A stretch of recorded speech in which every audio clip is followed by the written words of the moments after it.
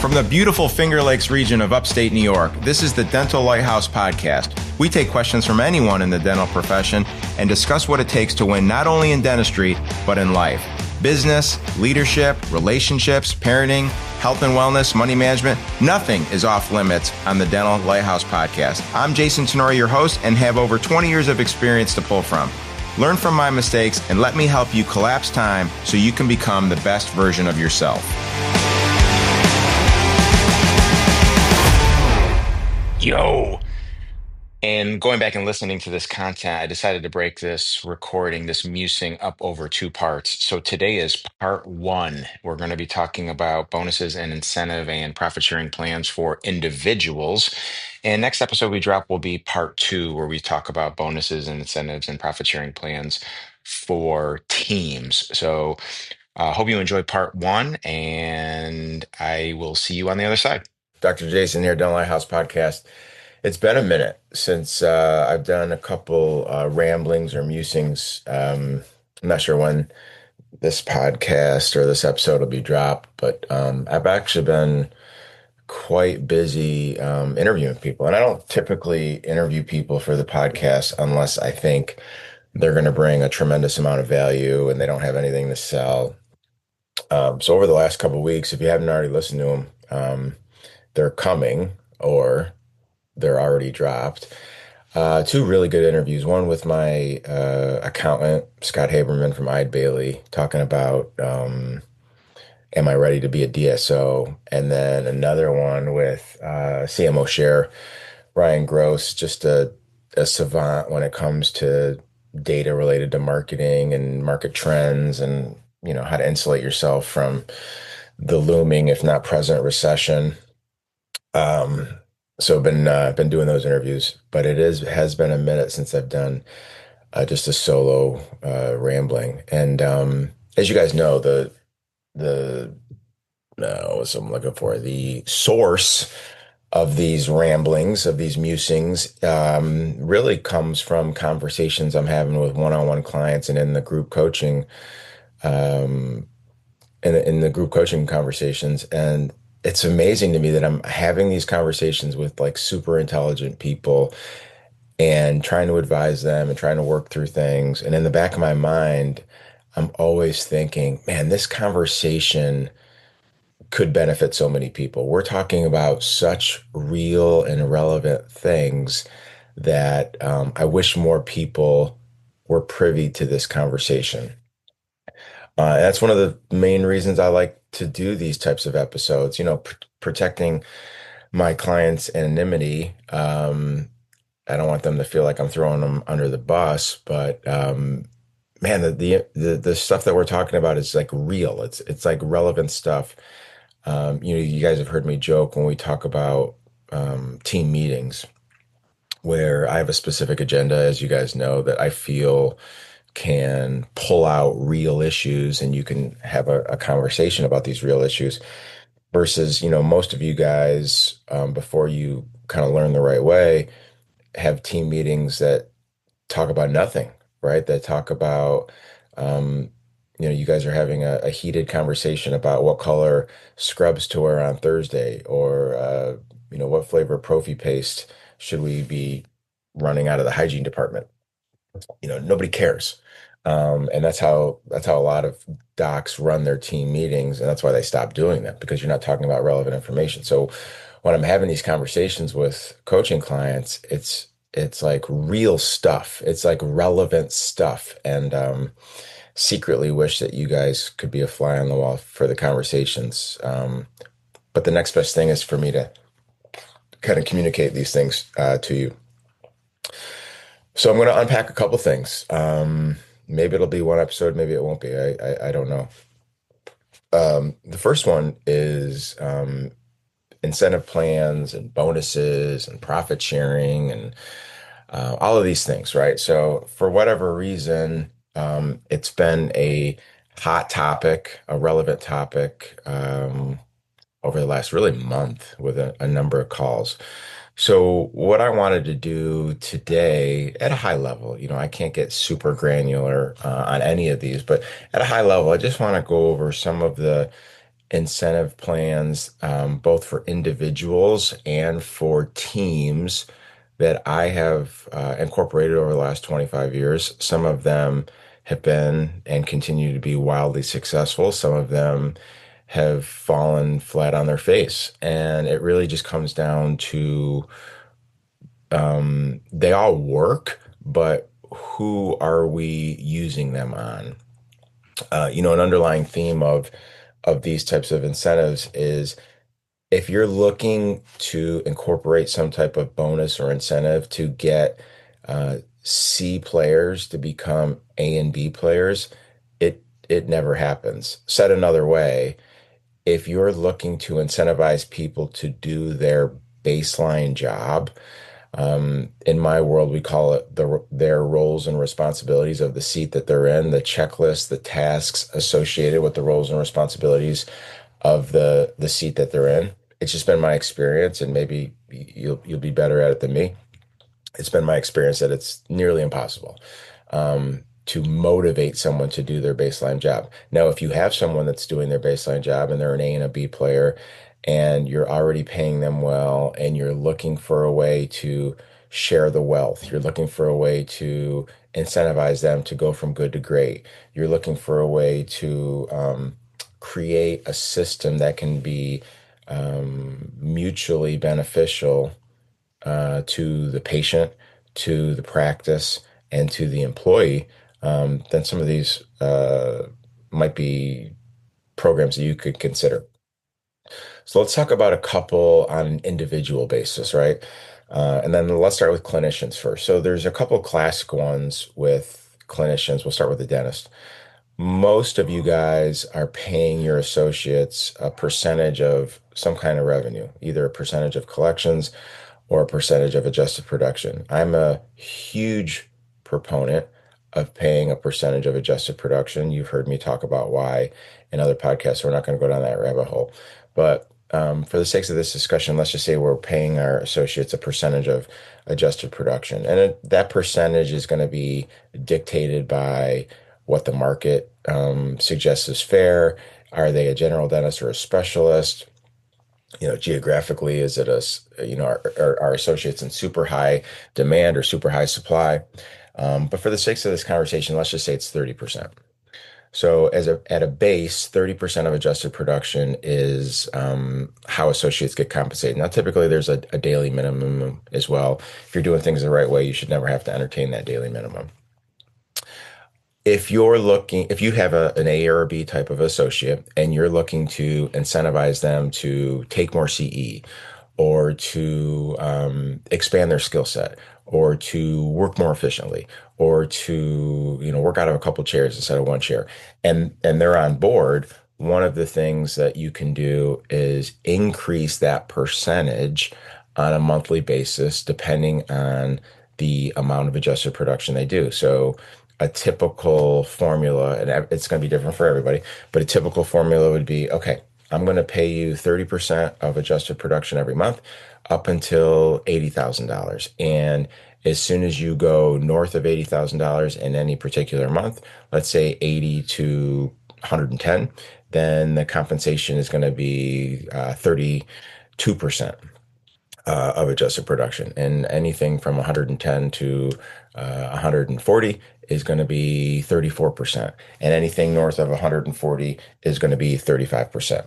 So that type of system, assuming everything else is buttoned up with the contract, you have decent baseline benefits, you're not overpaying for those, stuff like that. But that type of tiered incentive structure can be very advantageous, again, if you're using it on the right person. If you're trying to motivate Eeyore, and Eeyore has only ever taken the minimum amount of CE, Eeyore is never open to the study clubs and treatment planning meetings that you guys do, and Eeyore doesn't know what they don't know, but doesn't want to learn what they don't know, it's not going to work, right? You're going to put it in place, you're going to be all excited about it, and you're not going to see the needle move at all. So again, the underlying theme here is these things have to be used in the right situations on the right people. So that's a typical one that you can use for the doc. There's a number of different ones you can use for hygienists. With the backdrop of paying, again, this is an A or a B player, and they're already getting compensated fairly. There are some dental practices out there, some low fee DSO type chains that their model is to pay on the very low end of fair market value and then set up a bunch of incentives to get the person to make more money. No judgment. That's just not how we roll. As you guys have heard me say before, our strategy is to pay on the high end of fair market value. And if someone wants to make more money, we're not going to overpay, but I feel very comfortable giving them the opportunity to make more money with one of these incentive plans. So for hygiene, I've heard a lot of different ones and we've tried them all. I keep coming back to the simplicity of treating hygienists like associates and paying them a percentage of adjusted production. So let's just create a fictitious example. Let's say that a dental hygienist is making $48 an hour. I know for some of you guys that live on the West Coast or down in New York City or Chicago, you're like, oh my gosh, it's been 10 years since we've paid a hygienist that. And I have empathy for you. But just for this example, let's say it's going to be $48 an hour. Same exact thing that we do with doctors, right? So we would take that $48 and extrapolate it over how many hours that they work, and that's their base pay. And that's what they're going to make that particular month at a minimum.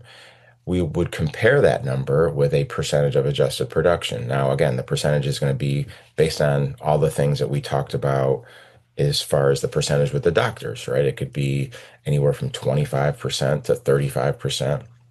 In our particular world, we start somewhere on the lower end. Don't quote me on the percentage, but let's say it's 28%, 30%, something like that. And then we increase that percentage every year that the hygienist is with us in an effort to create some stickiness to what we're trying to do. But again, it's the beauty is in the simplicity of it. If I have a hygienist that wants to go out and get it, right? Wants to do what's in the best interest of their patients in terms of diagnosing and treating perio, localized or generalized, sees opportunities to use fluoride in specific situations, sees opportunities to use adult sealants in particular situations, sees opportunities to make sure that they're not missing any opportunities to take updated radiographs. All the things that we want because they're in the best interest of our patients, but sometimes can fall through the cracks, right? So if you have hygienists that are motivated by this, then these types of incentive plans are a no-brainer. So again, going back to the logistics of it, you take their base pay over the month, and that's whatever their hourly is times the amount of hours that they worked and you put that number on the board and then you compare it to a percentage of their adjusted production. Um, again, let's say it's 30% of whatever they did. Let's say they had a $20,000 month. 30% of that is 6 grand.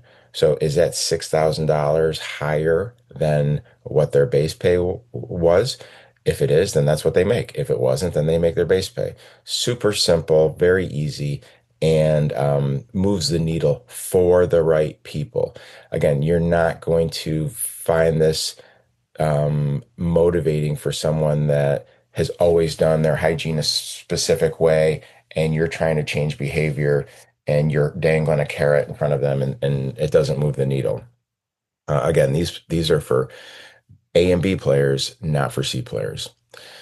There's other hygiene models I've heard, take their hourly and multiply it by 3.3 and everything north of that, that delta, you give them a percentage.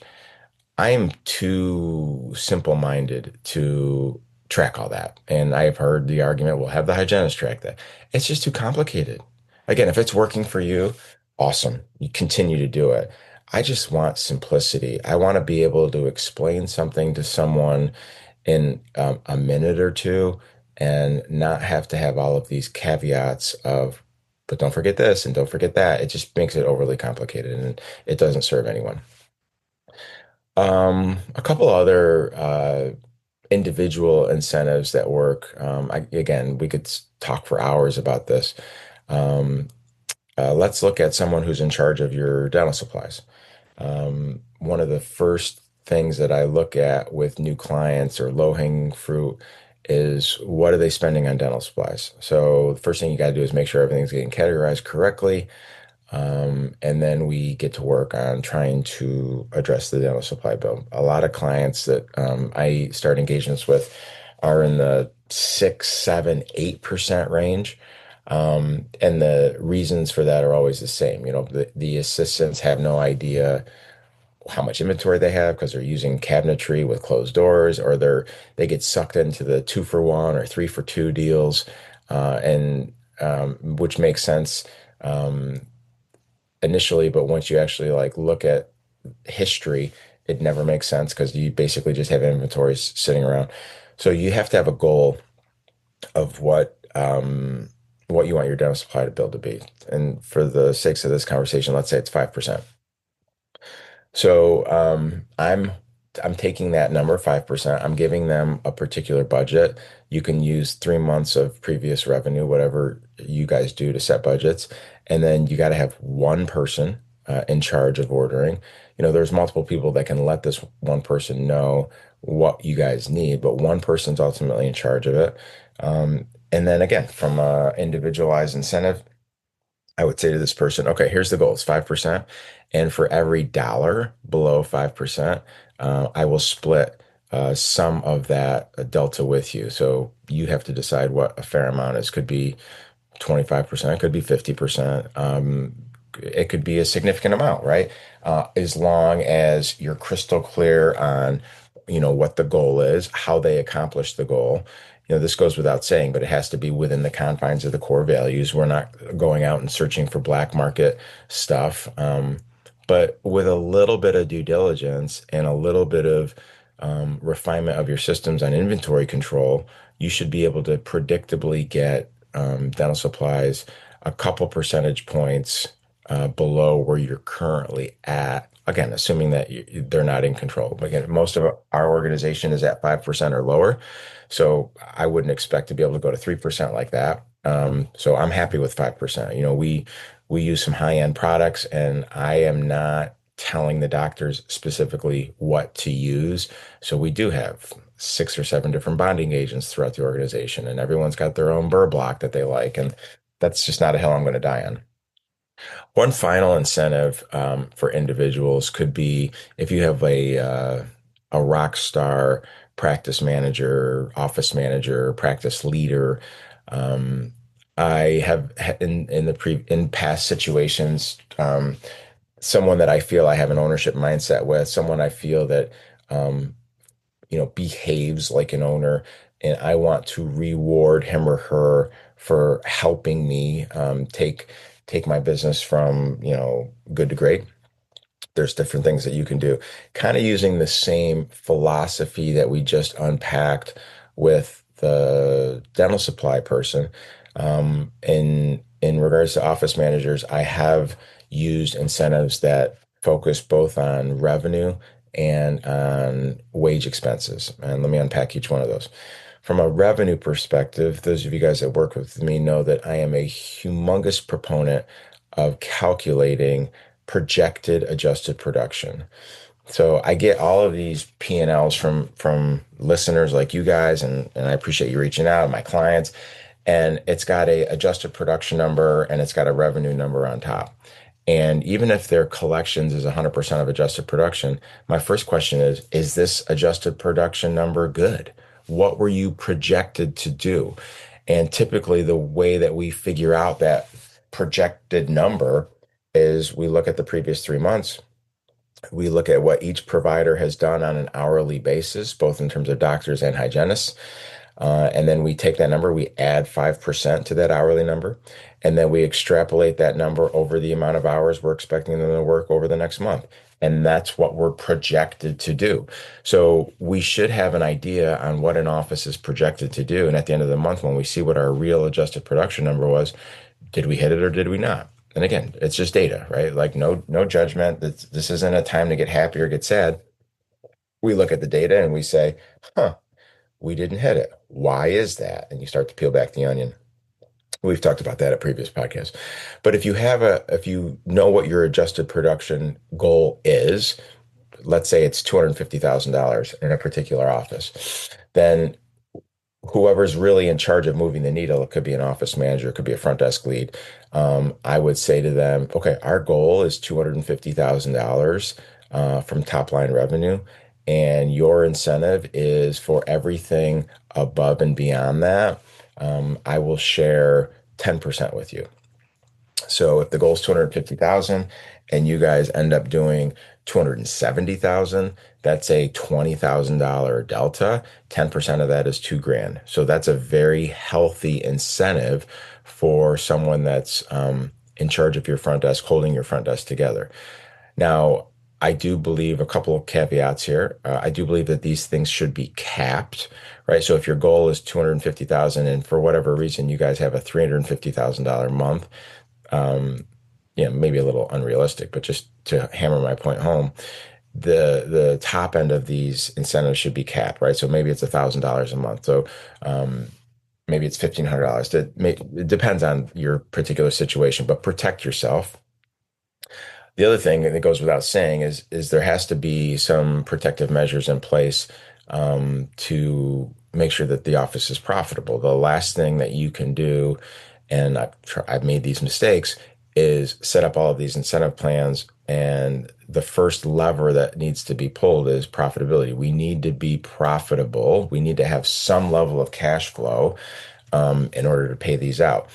That's why, and we'll talk about this in a little minute, in a few minutes. I've had team incentive programs that are based strictly on adjusted production, and they've failed miserably from a cash flow perspective because the team would kill it, and I just didn't have enough money to pay out the agreed upon incentive because collections that month were really low, or profitability that month was really low, or what we're currently seeing is a couple insurance companies are heavily delaying claims processing and payments. So that's not your fault, but it does affect your cash flow. So, anyways, back to the office manager one. If you're trying to incentivize top end revenue, that could be one of the ways to do it. And if you're trying to incentivize expense management, I find that the best way for office managers to do that is with the wage expense. Um, Now, again, if you chat GPT, what should my wage expense be? It's probably going to spit out 25%. And that's a decent number to reference, but it depends on so many things. So, what I would always encourage you to do, and what I encourage a lot of my clients to do, is your individualized goal should be set on your hit based on your history, right? So, if you're running at 33% wages year to date, and you want to get to 25%, I can guarantee you that if you set that goal or you set this incentive plan to be at 25%, you're going to fail miserably because this is not possible. You can't, while maintaining the culture and the morale, get down from 33% to 25% in a month or two. It's just not realistic. So if you've been 33% year to date, set a goal that's reasonable. Maybe it's 30%. And then when you're setting this up with the person that you're trying to incentivize, again, in this situation, your office manager, say, hey, we're going to reevaluate this every 3 months or every 6 months because we ultimately want to be at 25%, but I want to set a goal for you that's going to stretch you, but it's also going to be attainable. So we'll make an appointment in 3 months to reassess the data, reassess the goals, and then kind of go from there. So the same thing like we talked about with the dental supply bill. If your goal for wages is going to be 30%, again, because you've been at 33%, then when the month closes, you look at the numbers, and if it's at 29.5%, then you've hit the goal. So what's the delta there? The goal was 30, you were at 29.5. So that half percent, you're splitting a portion of that with the office manager. Again, you can cap it. You can say, I will give you 10% of the delta up to $1,000, up to $2,000, depending on the size of your practice. So Those are three ways that I feel. Three. I said doctor, hygienist, dental assistant. Often that's four ways. You can also do it with treatment coordinators. You can also do it with closing cases. So again, we could talk hours for this. And if you want to get into the weeds with me on it, give me a call and we can get you on the podcast, or I can get on a phone call with you. But those are some of the individualized ones. Thank you. That wraps up another episode of the Dental Lighthouse podcast. You have a choice today. Choose to be a lighthouse. Lighthouses are powerful and steadfast. They are beacons of light for others to reference when life gets turbulent. Go out into the world today and become a lighthouse for someone. Give more than you get. True joy comes from serving others. Start today. I'm Jason Tenori, your host. Thank you for listening to the Dental Lighthouse podcast. For more information, podcast show notes, or links to anything that we have discussed today, please check out our website, thedentallighthouse.com. We would love to hear from you. If you would like to get on the show, please email us at podcast@thedentallighthouse.com.